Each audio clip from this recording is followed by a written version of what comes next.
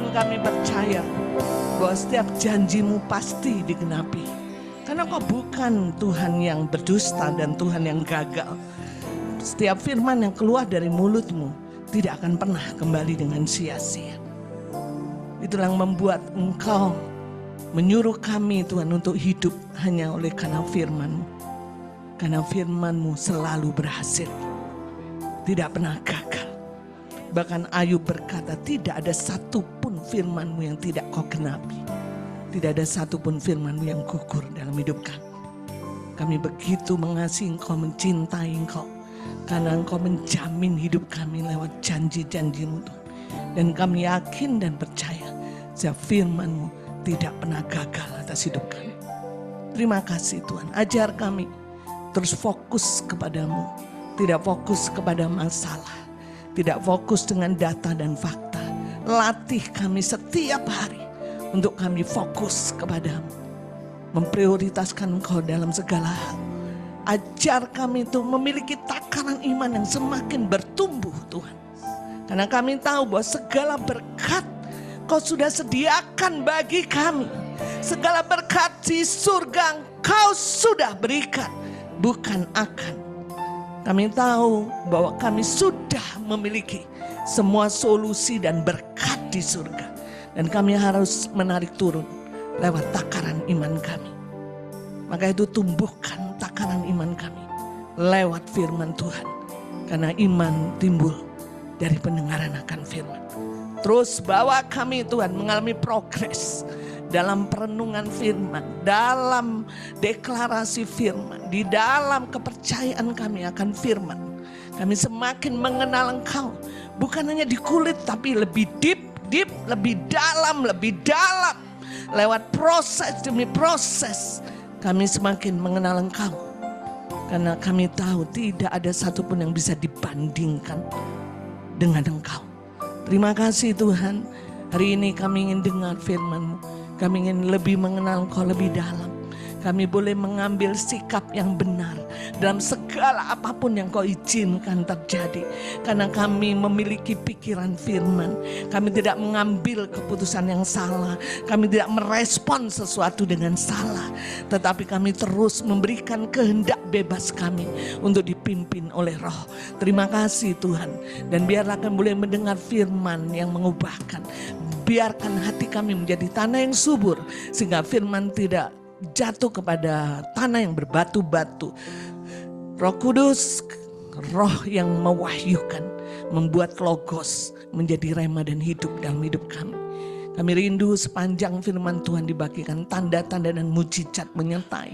Yang sakit disembuhkan, yang terikat dilepaskan, yang letih lesu dibangkitkan. Kami berdoa baik yang Zoom maupun yang onsite, kami mengalami realita hadirat Tuhan.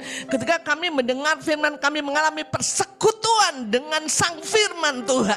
Kami betul-betul mengalami firman yang sungguh-sungguh rema dan mengubahkan dan memerdekakan pola pikir kami yang salah. Dan sepulang kami dari tempat ini, kami mengalami kemerdekaan, perubahan, transformasi dalam pola pikir dalam hidup kami. Dan sepanjang firman Tuhan dibagikan, nama Engkau ditinggikan dan dimuliakan. Segala puji, segala hormat, segala kemuliaan hanya bagi Tuhan. Kita katakan sama-sama, amin. Tuhan. Shalom Bapak Ibu. Hari ini kita bersyukur mendengar berkat-berkat yang luar biasa, saudara ya. Saudara, akhir zaman ini, saudara, akhir-akhir ini ada banyak anak-anak Tuhan, gereja Tuhan, mereka mungkin bergereja, saudaraku. Mereka mungkin beribadah, ya. Tetapi satu yang membedakan, saudara, realita hadirat Tuhan. Ya, realita hadirat Tuhan, memang Tuhan ada dalam hidup kita. Tapi apakah saya mengalami enggak realitanya dalam hidup saya? Itu kan masalahnya ya. Ya, jangan sampai kita beribadah setiap minggu, kita dengar sebanyak firman, ya, dan itu hanya menjadi pengetahuan dan wacana, tapi kita sendiri setiap hari ketika kita bertemu dengan masalah, kita bertemu dengan tembok, ketika kita bertemu dengan Goliat, kita nggak mengalami realita hadirat Tuhan. Itu yang membedakan. Maka itu bukan masalah banyaknya jemaat, tapi apakah jemaat betul-betul lambano. Tahu saudara ya, lambano itu menerima bulat-bulat firman Tuhan ya. Kemudian kalau menerima ini harus kosong saudara. Jangan sampai kita punya pemikiran sendiri, logika sendiri. Dan ketika firman itu bekerja, itu menjadikan takaran iman kita semakin besar dan kita boleh menarik realita hadirat Tuhan turun atas hidup kita. Saya berdoa saudara untuk setiap saudara selalu mengalami realita hadirat Tuhan dalam setiap persoalan saudara. Karena itulah yang membedakan saudara dengan yang lain, betul nggak? Musa bilang, saya nggak mau Tuhan disertai malaikat pergi ke Kanaan. Nggak mau, saya hanya kamu. Karena kalau kamu menyertai saya mengalami realita hadiratmu. Itulah yang membedakan aku dari bangsa-bangsa lain. Jadi saudaraku, pentingnya realita hadirat Tuhan setiap hari kita alami. Amin. Jadi kita bukan orang Kristen yang tadi, yang kemarin seminggu yang lalu saya bilang ada saya dengerin seorang pembicara anak muda bilang, ada anak muda sekarang dari kecil dibilang, kamu sekolah minggu ya, Yesus Tuhan ya, dia mati ya, dia bangkit. Dia bilang sama pastornya, pastor, saya tahu dari kecil Yesus mati, Yesus bangkit. Ya, Yesus naik, saya tahu dari kecil. Kalau pastor tanya sama saya percaya 100%. What? Tapi saya tidak pernah mengalami koneksi itu dalam hidup saya. Ada banyak anak muda yang seperti itu saudara. Makanya jangan heran gadget menjadi Tuhan dia. Betul nggak? Jangan heran segala macam dunia ini menjadi, karena dia tidak pernah mengalami realita hadirat Tuhan. Padahal dia tahu bahwa Tuhan, Yesus adalah Tuhan. Dia tahu, tapi nggak pernah mengalami. Nah ini yang harusnya jangan jauhkan itu. Tapi biarlah kita menjadi jemaat yang setiap hari memang Tuhan hadir dalam hidup saya ketika saya terima Yesus. Tapi setiap hari dalam persoalan hidup sehari-hari saya harus mengalami realitanya, men. Itu yang saya doakan. Tuhan yang bisa tolong saudara. Saya bersyukur Ibu Leni boleh sembuh, amin, puji Tuhan. Dia ngalami realita hadirat Tuhan. Kemarin waktu kebaktian pemuda, Denny bagi berkat. Ya, Denny. Dia sambil menangis. Saya tidak mau lagi Tuhan aneh-aneh. Saya tidak mau kehilangan mama saya. Pokoknya Tuhan jawab doa saya. Sembuhkan mama saya. Dia mengalami realita hadirat Tuhan. Betul enggak? Dan semakin banyak kita alami realita hadirat Tuhan, kita eksagilu, saudara. Kita sanggup menceritakan kepada banyak orang perbuatan-perbuatan besar Tuhan. Amin. Dan hari-hari ini langka sekali orang-orang mengalami realita hadirat Tuhan. Tapi saya berdoa bahwa gereja ini, setiap orang yang terhisap di sini, setiap hari dengan persoalan, dengan masalah hidupnya, mereka mengalami Tuhan. Amin. Dan biarlah orang boleh melihat merekalah orang-orang yang disertai Tuhan. Amin. Ketika kita terus mengalami realita hadirat Tuhan, saudaraku, semua orang akan tahu bahwa kitalah orang-orang yang disertai Tuhan. Karena Musa berkata, bagaimana mungkin orang-orang tahu bahwa Tuhan menyertai saya kalau engkau tidak berjalan bersama dengan, justru karena engkau berjalan bersama dengan aku dibedakan dari bangsa-bangsa lain. Amin. Jadi jangan takut dengan masalah, saudara. Saya selalu katakan, jangan takut dengan badai. Tapi berkatalah, Tuhan, aku rindu mengalami realitamu dalam masalahku. Amin. Karena di dalam masalah selalu ada solusi di dalam Tuhan. Amin. Masalahnya, mau gak kita mengalami realita hadirat Tuhan? Baik, itu hanya prolog. Saya rindu, saya bersyukur hari-hari ini kita boleh mendengar bagaimana saudara-saudara kita mengalami banyak pekerjaan Tuhan ya di dalam hidupnya, baik sakit, penyakit, ekonomi, semuanya Tuhan yang luar biasa yang menjawab semua pergumulan. Hari ini saudara, kita akan belajar tentang hidup dalam kerajaan Allah ya. Saudara, 1 bulan ini kita sudah mendengar firman Tuhan tentang bagaimana pentingnya kasih, pentingnya pengayoman, pentingnya ketertiban, ya kan? Kita tahu bagaimana pengabdian seminggu yang lalu.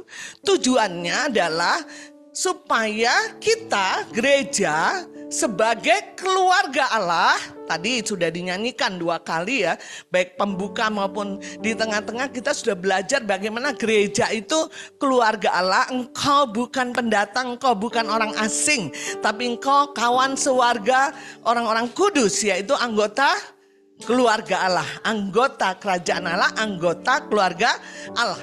Nah, saudara, tujuannya supaya apa? Supaya kita sebagai keluarga Allah secara korporat, ya, bukan pribadi demi pribadi, tapi secara korporat, secara kesatuan, secara unity, kita menghadirkan kerajaan Allah. Itu ya. Jadi hari ini kita akan belajar hal seperti itu. Bagaimana kita sebagai anggota keluarga Allah itu betul-betul menjadi institusi Tuhan di bumi, menjadi gereja yang betul-betul menghadirkan kerajaan Allah, yang betul-betul mencerminkan kerajaan Allah di bumi. Ya. Nah, kita tidak mungkin secara korporat menghadirkan kerajaan Allah di bumi kalau setiap pribadi demi pribadi tidak pernah mengalami kerajaan Allah. Betul? Ngerti ya? Gak mungkin secara korporat kita bisa mencerminkan kemuliaan Tuhan kalau setiap pribadi demi pribadi tidak mengalami kerajaan Allah, tidak mengalami realita kerajaan Allah dalam hidupnya. Kita buka Yesaya 40 ayat 3 sampai 5.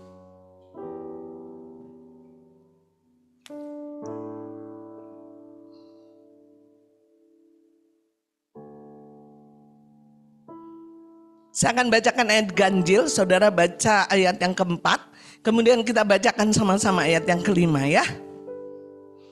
Ada suara yang berseru-seru, persiapkanlah di padang gurun jalan untuk Tuhan, luruskanlah di padang belantara jalan raya bagi Allah kita.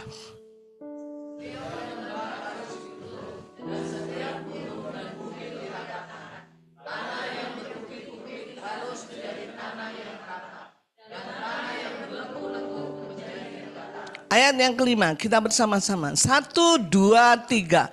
Maka akan dinyatakan dan seluruh umat manusia akan melihatnya bersama-sama. Sungguh Tuhan sendiri telah mengatakannya. Saudara, kalau ada maka ada sebabnya. Betul nggak? Ayat yang kelima ini Yesaya 40, maka kemuliaan Tuhan akan dinyatakan dan seluruh umat manusia akan melihatnya bersama-sama. Sungguh Tuhan sendiri telah mengatakan. Saudara, kemuliaan bukan saja dialami gereja, tetapi dinyatakan seluruh umat manusia akan melihat kemuliaan. Kerajaan Allah dihadirkan. Tapi ada syaratnya ayat ketiga. Ya, saya akan ulang ayat yang ketiga. Ada suara yang berseru-seru, persiapkanlah di padang gurun. Padang rumput atau padang gurun, saudara?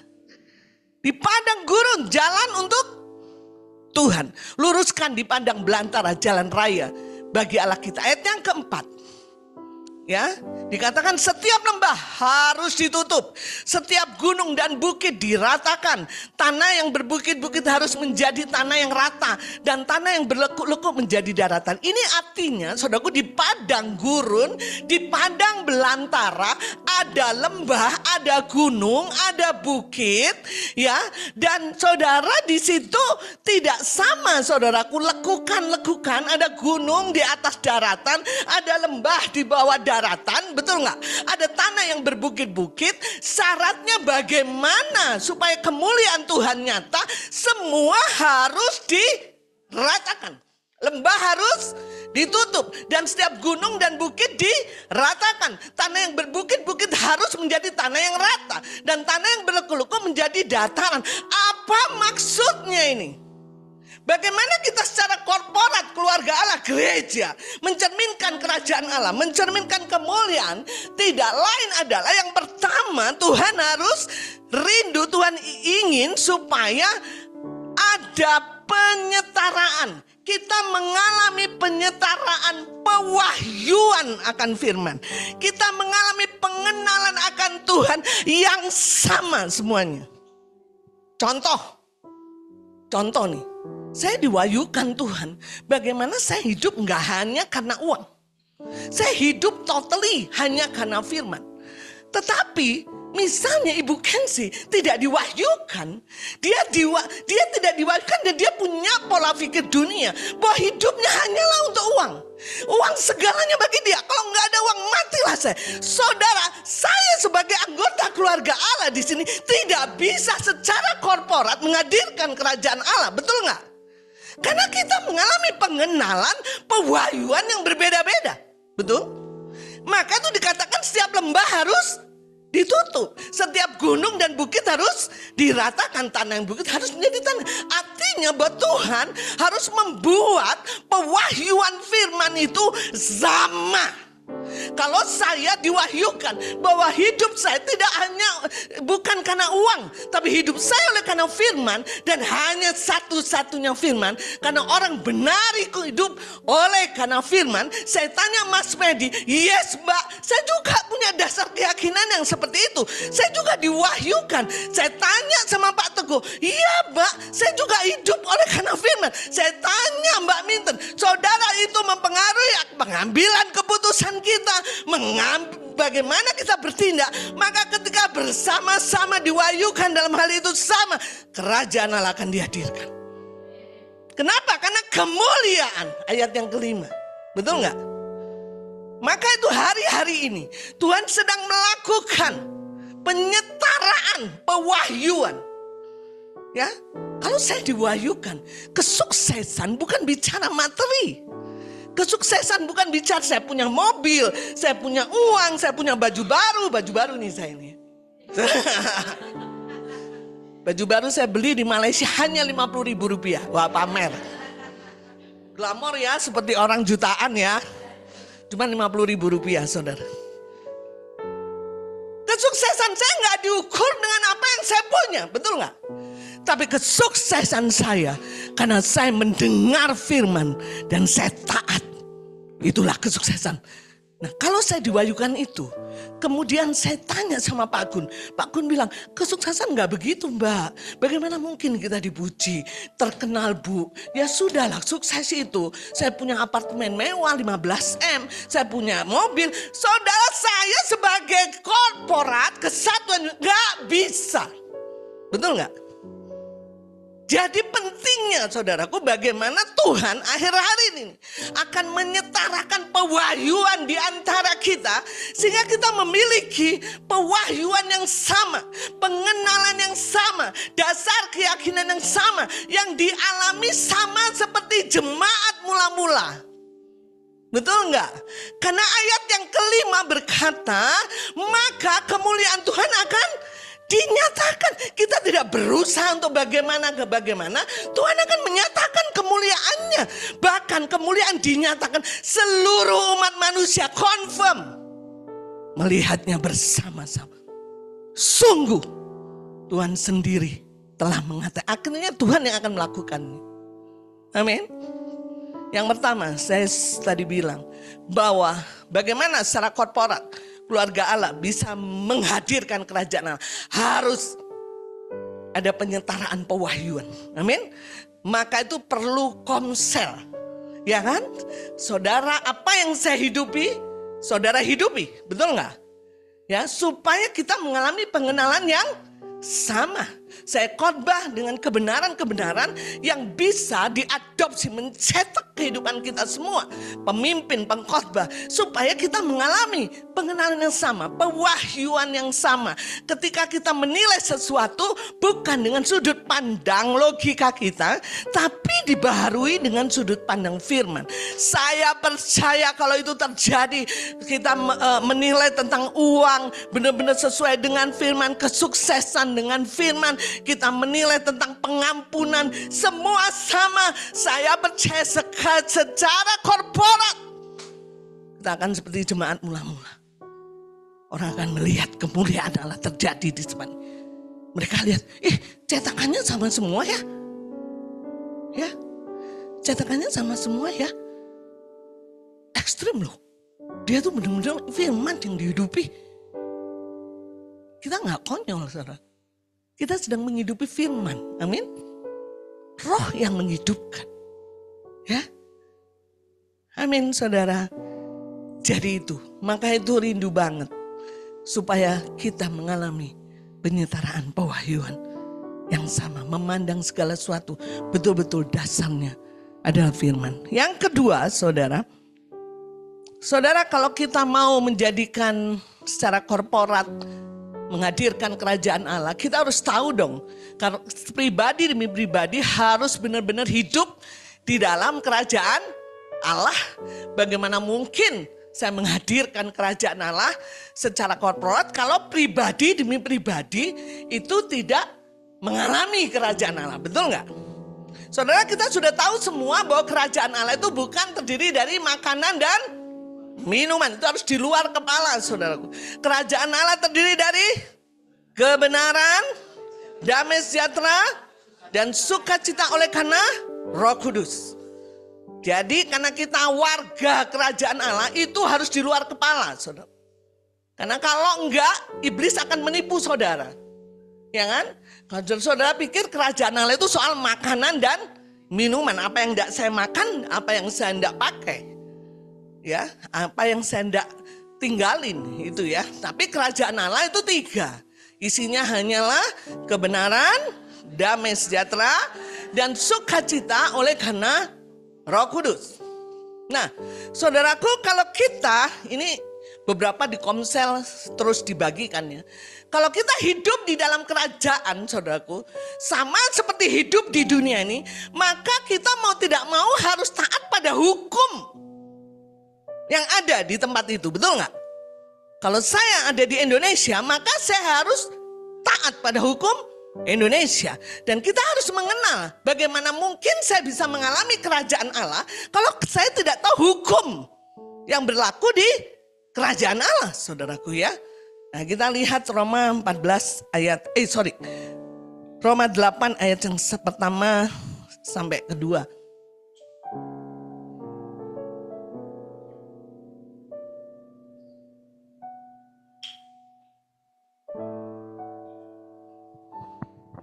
Ya, kita akan baca sama-sama ya. 1, 2, 3.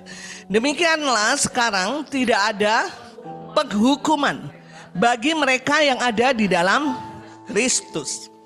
Roh yang memberi hidup telah memerdekakan kamu dalam Kristus dari hukum dosa dan hukum maut.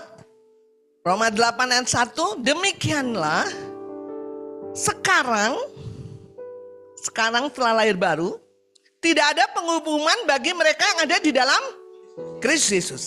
Kalau kita ada di kerajaan Allah, maka hukum yang berlaku atas kerajaan adalah hukum roh yang menghidupkan. Itu ayat 2. Kamu nggak dihukum lagi. Karena kamu sudah pindah ke kerajaan Allah, maka yang berlaku atas hukum dalam hidupmu adalah hukum roh yang memberi hidup. Amin. Jadi seharusnya kita harus mengerti bahwa kalau kita hidup dalam kerajaan Allah, hukum yang berlaku atas hidup saya, saudara, adalah hukum roh yang memberi hidup. Karena hukum dunia ini berlaku hukum dosa dan hukum maut. Dikatakan roh yang memberi hidup telah memerdekakan kamu dalam Kristus dari hukum sebelumnya, yaitu hukum dosa dan maut. Jadi dunia ini, saudaraku, berlaku yang namanya hukum dosa dan hukum maut. Tetapi kita sudah ada di dalam kerajaan Allah. Yang berlaku adalah hukum roh yang menghidupkan. Saya ingin supaya saudara terus mengerti perkara ini. Supaya saudara mengerti saya ini ada di mana ya. Kalau saudara tidak bisa menghadirkan kerajaan Allah, karena saudara tidak pernah mengalami kerajaan Allah. Kita mulai dari hukum roh, saudaraku. Apa ciri-cirinya hukum roh yang memberi hidup? Sifat hukum ini adalah memberi hidup. Betul nggak? Dikatakan roh yang memberi hidup. Ya, jadi saya percaya di dalam kerajaan Allah tidak ada kematian, betul? Yang ada hanya kehidupan. Jadi kalau kita ada di kerajaan Allah, saya tidak percaya padang gurun ada di sana. Saya tidak percaya ada padang belantara di sana. Yang ada hanyalah Taman Eden, betul nggak? Betul nggak, saudara? Karena kita, kata kuncinya adalah menghidupkan. Roh yang memberi hidup. Jadi saudaraku, sifatnya adalah ada kemerdekaan di situ. Yang memberikan telah memerdekakan kamu. Ada kemerdekaan, ada kemenangan, ada sorak-sorai, ada sukacita, ada damai sejahtera. Itulah ciri hidup di dalam kerajaan Allah. Yes? Saudara bisa, hari ini saya hidup di mana ya? Lihat aja hukum kerajaan Allah. Apakah saya hidup di padang gurun yang penuh dengan kematian? Saudara, kita akan bahas nanti hukum dosa dan maut. Apakah saya ada di hukum yang memerdekakan? Betul nggak? Yang memberikan kemenangan, yang memberikan sorak-sorai, yang memberikan damai sejahtera, yang memberikan sukacita. Amin. Nah, apa itu yang dimaksud dengan hukum dosa dan maut? Hukum dosa dan maut, kata kuncinya adalah selalu mematikan. Itu hukum dunia, saudara ya. Seharusnya kita tidak lagi di sini karena kita dibebaskan sebenarnya. Kita ada di hukum kerajaan Allah. Hukum dosa dan maut itu selalu mematikan. Dia selalu menarik turun. Apa itu? Menarik turun imanmu, menarik turun sukacitamu, menarik turun damai sejahteramu, menarik turun kemenanganmu supaya engkau mengalami kematian. Dia selalu sifatnya menarik turun. Maka itu saudara, tadi kita dengar kesaksian Ibu Leni. Ibu Leni sedang dibawa, ditipu oleh si jahat tadinya gitu ya, untuk ada di bawah hukum dosa dan maut. Dia menjadi down, betul nggak? Kita juga kadang-kadang alami seperti itu. Down, akhirnya kita konflik batin, penuh dengan tekanan, penuh dengan padang gurun, penuh dengan padang belantara, saudaraku. Ya, itu hukum dosa dan maut. Kalau kita ingin menghadirkan kerajaan Allah bersama-sama, tempatnya bukan di sini. Kita harus ada di hukum kerajaan. Lihat Mazmur 23, ini ayat yang luar biasa, saudara ya. Mbak Yus ini ekstrim banget sih, kita gak boleh alami padang gurun, padang belantara. Kita lihat ayatnya, Mazmur Daud. Ini ada pujiannya juga ya. Tuhan adalah gembala, takkan kekurangan aku. Iya, di padang belantara atau di padang gurun, saudara. Seharusnya kita di situ ya, betul gak? Siapa yang membaringkan? Ia membaringkan aku di padang yang berumput hijau. Ia membimbing aku. Ada damai sejahtera di situ. Nggak ada badai, nggak ada apa. Lanjut. Ia menyegarkan jiwa. Ia menuntun aku di jalan yang benar oleh karena namanya. Sekalipun aku berjalan dalam lembah kekelaman, aku tidak takut bahaya. Sebab engkau besertaku, gadamu dan tongkatmu itulah yang menghibur aku. Engkau menyediakan hidangan bagiku di hadapan lawanku. Amin. Engkau mengurapi kepalaku dengan minyak, pialaku penuh melimpah. Sama-sama yang keras. Kebajikan dan kemurahan belaka seumur hidupku. Inilah hukum kerajaan Allah, amin. Seharusnya yang normal, kebajikan dan kemurahan belaka. Belaka itu tidak ada yang lain, hanya kebajikan dan kemurahan akan mengikuti aku seumur hidupku. Itulah sebenarnya yang Tuhan berikan atas hidup kita, amin. Itulah hukum kerajaan Allah. Saudara bilang bahwa kita harusnya tidak mengalami padang gurun, tapi padang rumput, air yang tenang. Sekalipun berjalan melambah kekelaman, gada dan tongkat menyertai. Dan kebajikan, kemurahan, belaka. Jadi saudaraku, seharusnya sakit penyakit apapun, seharusnya kalau kita benar-benar hidup di dalam kerajaan Allah dan hukumnya, maka kita tidak akan pernah alami. Betul? Yes?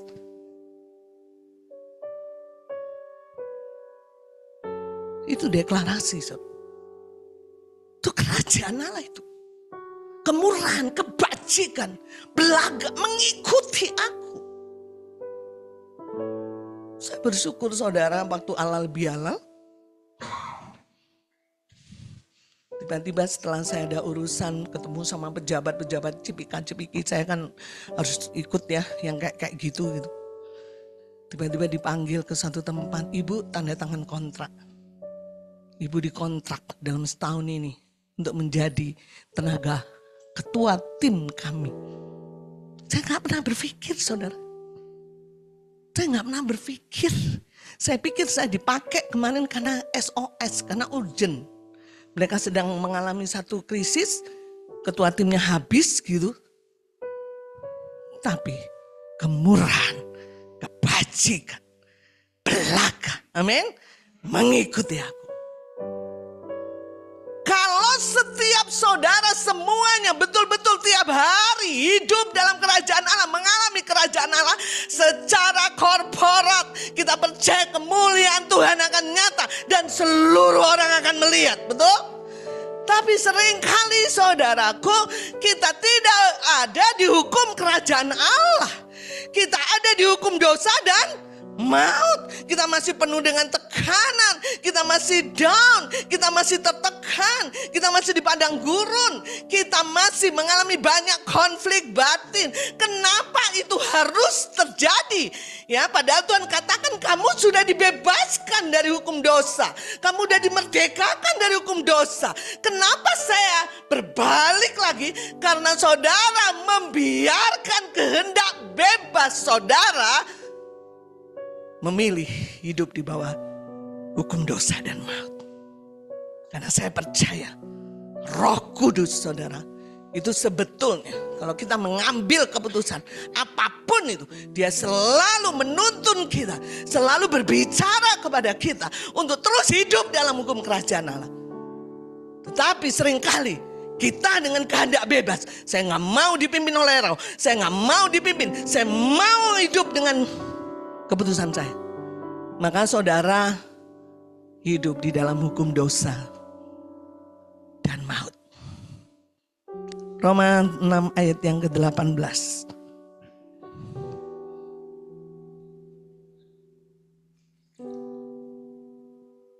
Roma 6 ayat yang ke-18.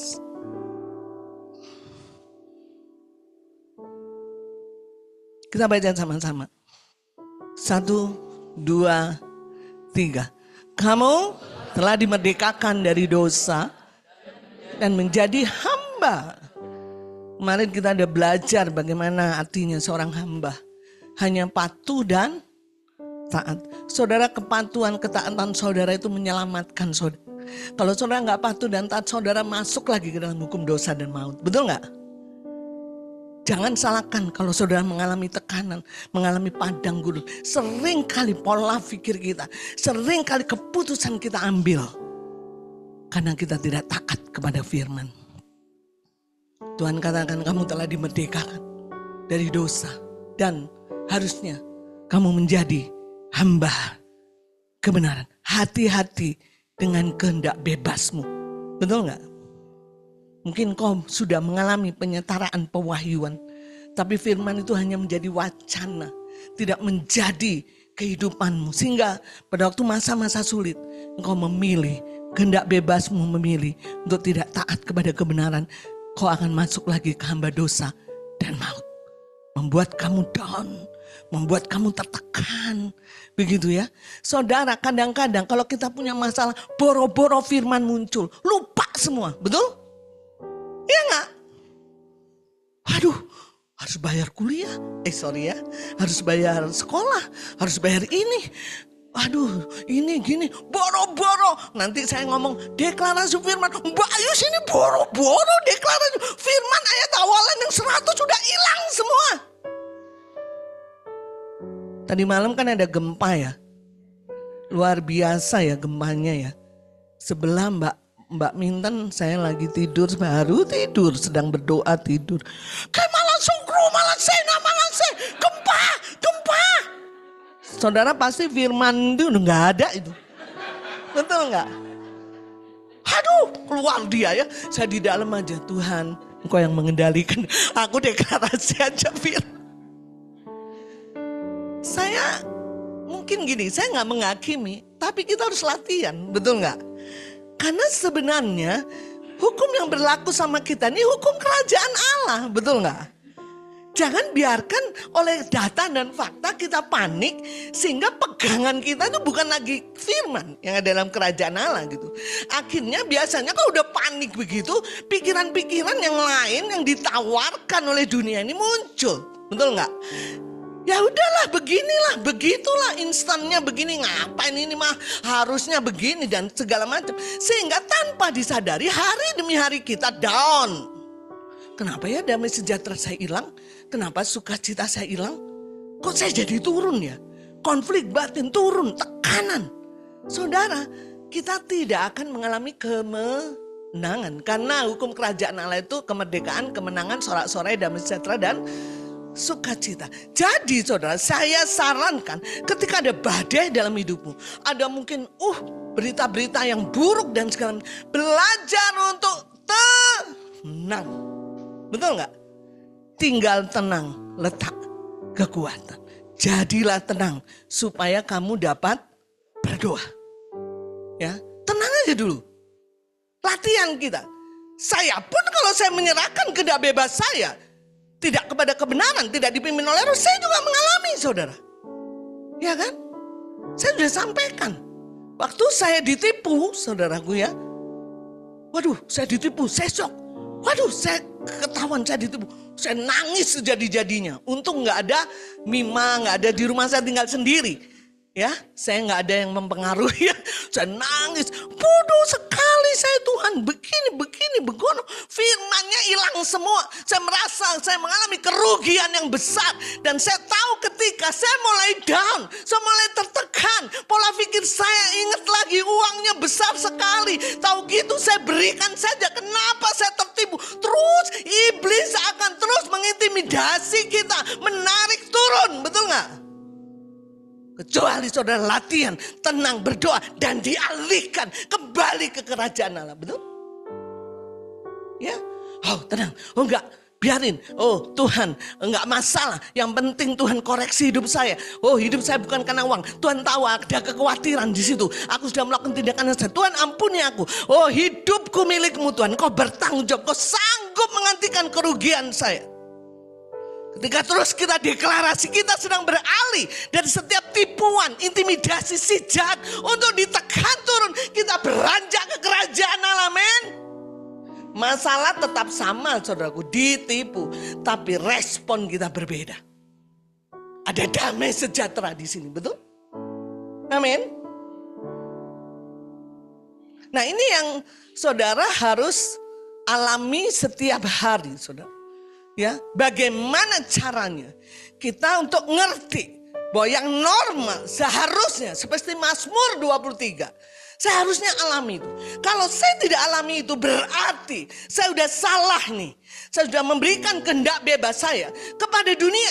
Sehingga iblis mendrive kita, mengendalikan kita, mengintimidasi kita. Saudara, ketika ada masalah, itu pijakan yang paling enak untuk iblis campur tangan dalam hidupmu. Betul gak? Dia punya celah, saudaraku, untuk mengintimidasi, menggiring saudara. Maka itu saudara harus tenang dan alihkan pikiran kembali kepada firman. Karena itulah seharusnya yang harus terjadi atas hidup kita. Amin. Amin saudara. Kenapa saya harus ajarin seperti ini? Karena kita secara korporat, kita tidak akan bisa menghadirkan kerajaan Allah. Kalau ada 10 orang konsisten hidup dalam kerajaan Allah. 20 orang anggota konsisten dalam hukum dosa dan maut. Kita seperti dibatalkan, betul nggak? Yesus dahsyat. Di sini, emangnya dahsyat apa? Luar biasa kesembuhan. Di sini, saya sakit juga nggak sembuh-sembuh. Benar nggak saudara? Bagaimana kita secara korporat? Ya, tapi kalau kita bersama-sama, Tuhan aku berikan kehendak bebasku dipimpin oleh Roh. Suara yang menggaung keluar adalah suara kemenangan. Amin. Suara kemerdekaan. Ya. Kita boleh benar-benar Tuhan, mari. Memang kadang-kadang kita salah, namanya juga masih bertumbuh ya. Saya juga kan saya kasih tahu saya masih bertumbuh, saya proses. Tapi kembali sadar, yang normal yang berlaku atas hidup saya adalah Mazmur 23, adalah kerajaan. Cepat beralih. Amin. Jangan biarkan kau berikan waktu berhari-hari roh jahat. Iblis mengintimidasi, bahkan kau berikan space di pola pikir. Dia akan bikin sinetron saudara di situ. Nanti kamu begini, nanti kamu begini, nanti kamu begini, nanti kamu begini. Saudara, ada itu teman saya bersyukur itu sekarang dia sudah menikah. Sebelum menikah dia bilang begini, aduh Mbak Yus gimana ya kalau kita punya anak 10 tahun lagi katanya. Saya kan pengen anak saya masuk kedokteran. 10 tahun itu biaya untuk kedokteran aja udah hampir setengah M. Saya bilang kamu kawin aja belum. Ngerti gak saudara? Overthinking terhadap masa depan. Ya, generasi-generasi yang baby boomer, generasi seperti saya itu enggak mengalami saudara. Tapi generasi setelah saya yang umur-umurnya kayak misalnya Pak Popi, Lince atau berapa lah ya. Generasi apa ya namanya? Generasi X ya.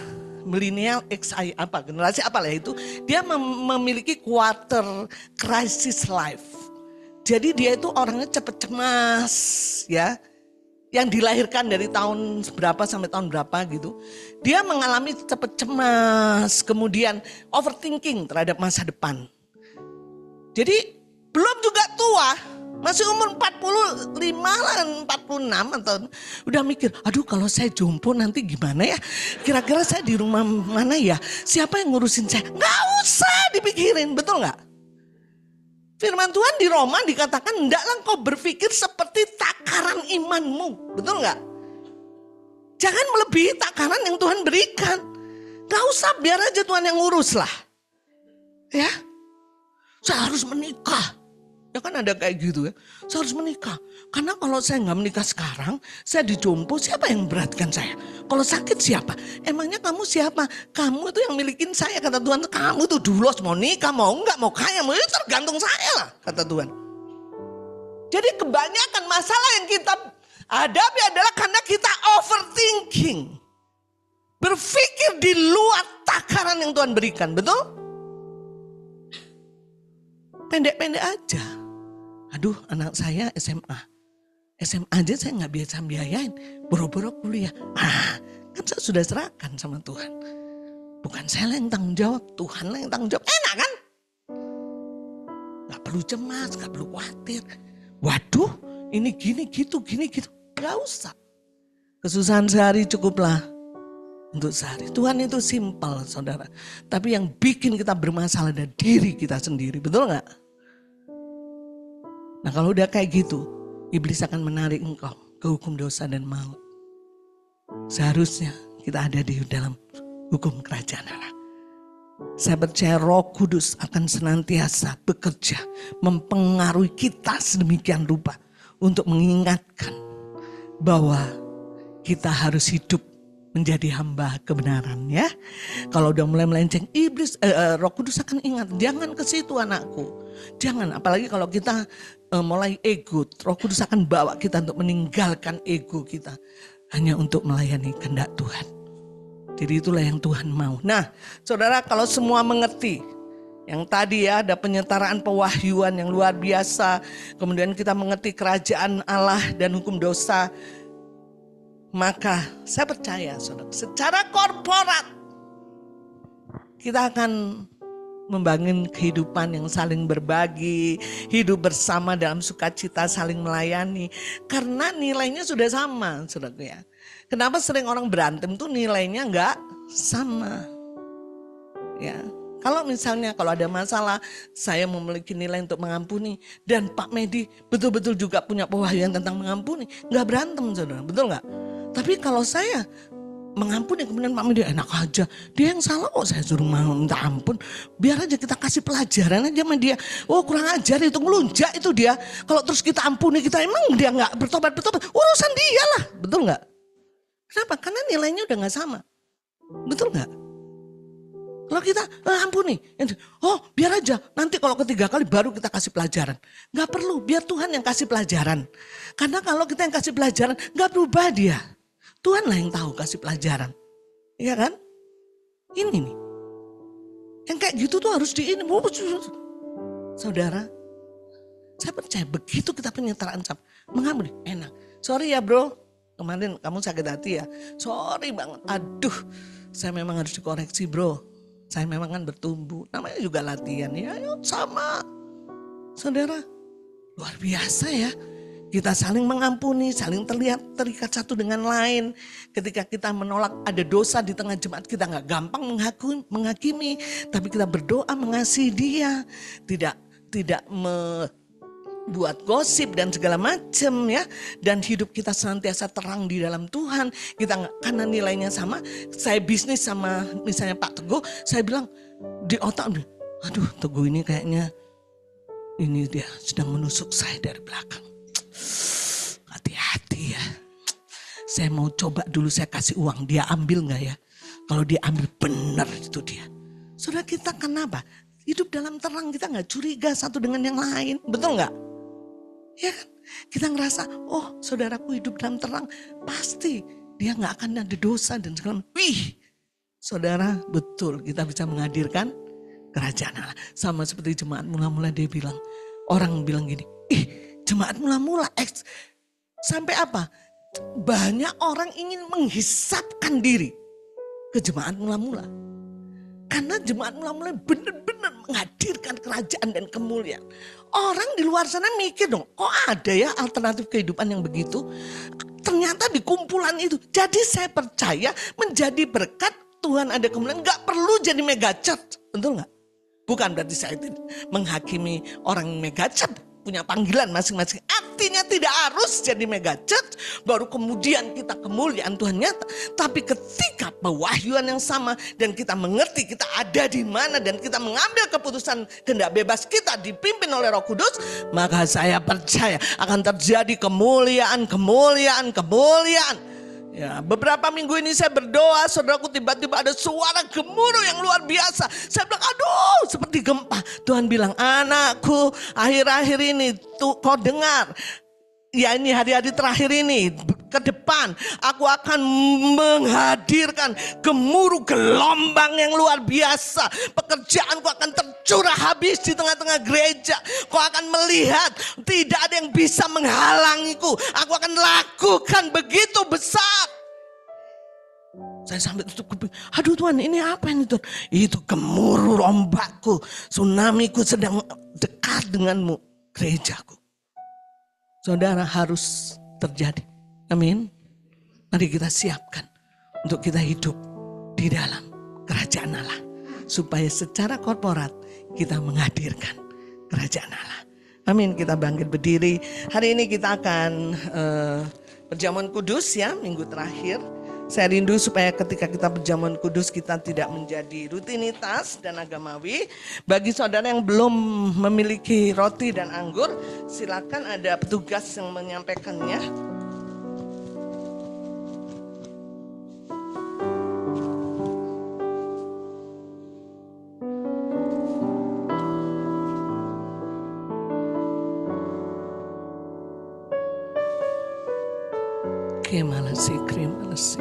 Terima kasih Tuhan. Pasti terjadi gunung rumah Tuhan akan menjulang tinggi di atas gunung-gunung yang lain. Itu firman-Mu dan pasti digenapi. Pasti terjadi bahwa Engkau akan menyatakan kemuliaan Tuhan. Persiapkan jalan bagi Tuhan. Tutup setiap lembah, ratakan setiap bukit, ratakan setiap gunung. Karena Engkaulah yang mengatakannya. Kau pasti melakukannya. Ada penyetaraan pewahyuan yang luar biasa. Pengenalan akan Engkau di tengah-tengah gerejamu. Pekerjaan firman dan pekerjaan roh begitu kuat di tengah-tengah gerejamu. Menyetarakan pewahyuan. Firman-firman yang dibagikan tidak menjadi wacana, tapi mentransform, mencetak ulang kehidupan jemaat. Sehingga jemaat memiliki pandangan, pola pikir selaras dengan firman. Kami mengalami unity, pengalaman rohani bersama dengan realita hadirat Tuhan. Penyetaraan pewahyuan terjadi. Dan kami memiliki konsisten mengambil keputusan untuk kehendak bebas kami untuk dipimpin oleh roh. Sehingga kami tidak hidup dengan hukum dosa dan maut. Tidak memilih dalam seluruh proses hidup kami. Kami tetap memegang hukum kerajaan Allah. Hidup dipimpin oleh roh yang menghidupkan. Biarlah Mazmur 23 itu terjadi setiap hari dalam hidup kami. Engkau yang membaringkan kami ke padang rumput yang hijau, yang membawa kami ke air yang tenang. Sekalipun kami berjalan dalam lembah kekelaman, gadamu dan tongkatmu menyertai kami. Kemurahan dan kebajikan belaga itu yang mengikuti kami seumur hidup kami. Dan kami mengalami kelimpahan selama-lamanya.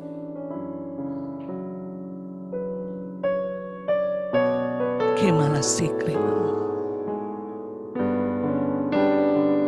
Satu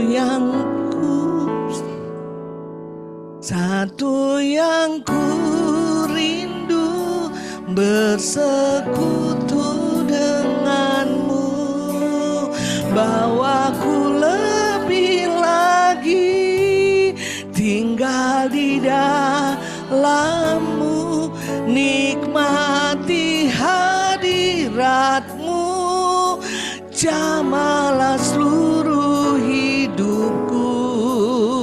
Urapanmu mengubah hidupku.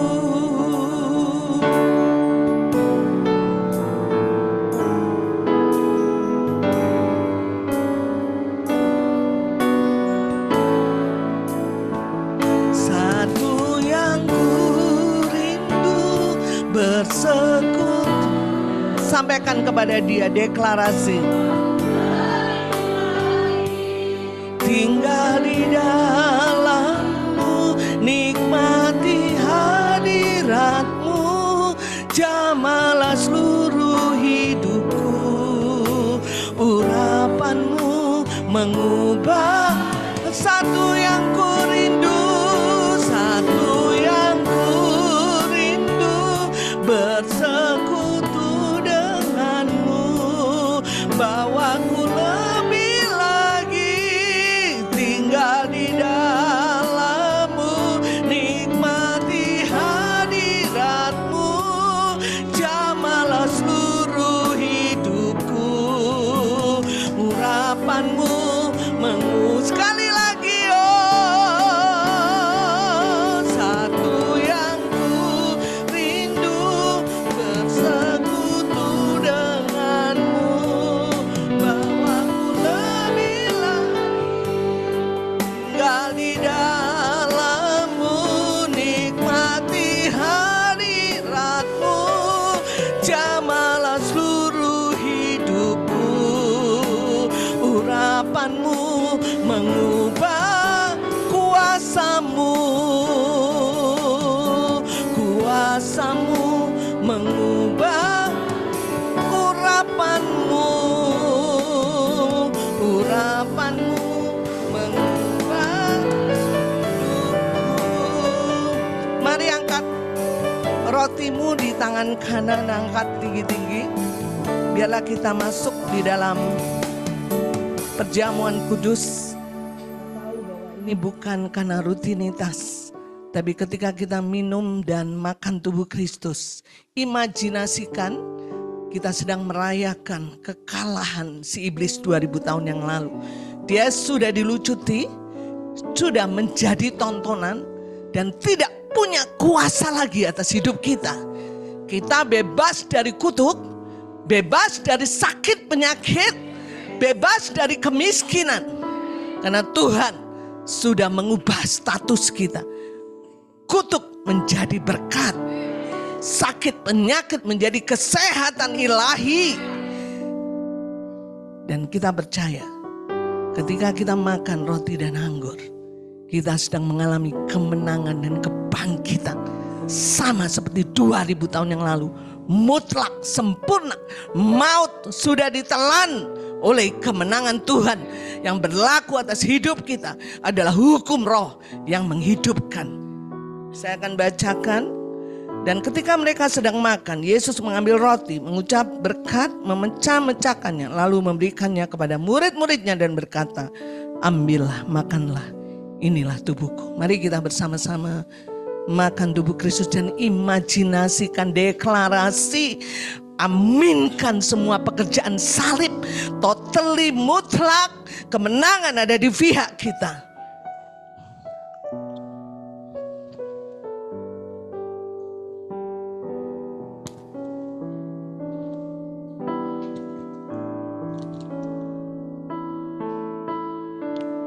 Mari kita bawa cawan di tangan kanan kita, anggur.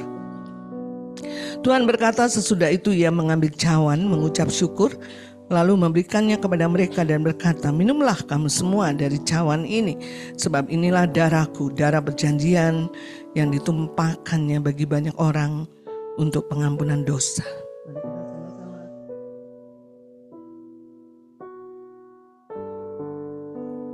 Terima kasih, naikkan syukur kepada Tuhan.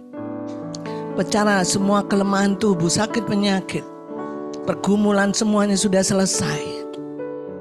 Kenapa Tuhan harus mengingatkan supaya dengan kesadaran penuh kita percaya bahwa salib, darah Yesus, tubuhnya sempurna menebus kita.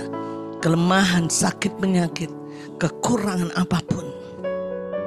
Dan kita berhak mengalami kerajaan Allah, mengalami kemenangan, sorak-sorai, kemerdekaan, damai sejahtera, dan sukacita. Mari angkat tangan kedua belah tanganmu Bapak Ibu Saudara Jemaat. Pulanglah dengan damai sejahtera.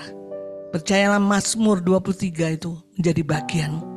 Padang rumput itu bagianmu. Bukan padang gurun, bukan padang belantara. Air yang tenang itu bagianmu. Kemurahan, kebajikan akan mengikutimu. Kemurahan, kebajikan belaka akan mengikutimu seumur hidupmu.